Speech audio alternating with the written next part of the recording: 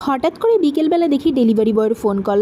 এদিকে তো আমি কিছুতেই মনে করতে পারছিলাম না যে আমি কী অর্ডার করেছিলাম। যাই হোক, যথারীতি অ্যাপস খুলে দেখে নিয়েছিলাম যে আমার অর্ডারটা কী ছিল।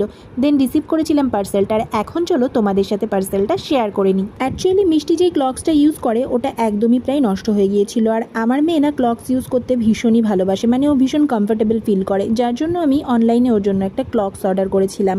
অনলাইন পারচেস করার পর আমাদের কিন্তু সবার মনের মধ্যেই একটু না একটু ভয় থেকেই যায় যে পার্সেলটা কেমন আসবে, কতটা কি ভালো হবে বা না হবে।